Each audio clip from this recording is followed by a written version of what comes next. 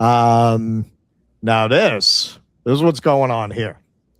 The dungeon was used to confine prisoners who broke the regulations of the prison. The dungeon in Hualo was hell of the hell. Dungeon was dark and narrow. Prisoners were kept separately and put in stocks and had to eat and relieve themselves on the spot. All the prisoners confined here were puffed with edema. Their eyes were clouded over and their bodies were covered with scabies caused by the lack of light and air. So there was a prison outside of Chongqing that I didn't get to go to. I'm sure you would see similar things to what you see in Vietnam. The Kuomintang used to keep them there and torture the Chinese communists.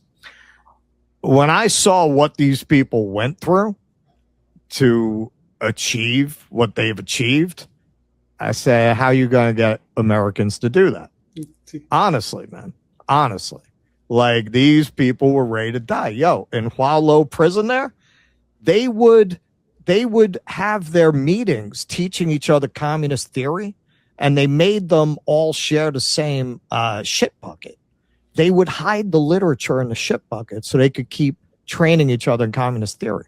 Right. You look at that level of toughness and dedication.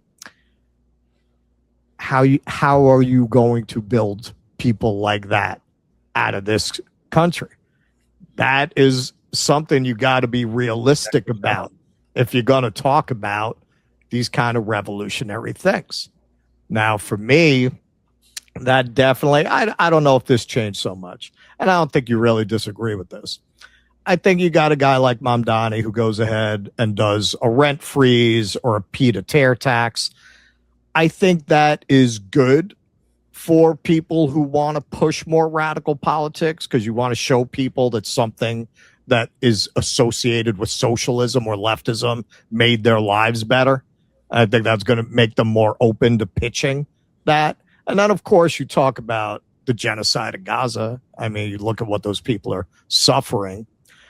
I can't imagine I'm ever going to go out and tell people go volunteer for a Democrat again. I can't see it happening.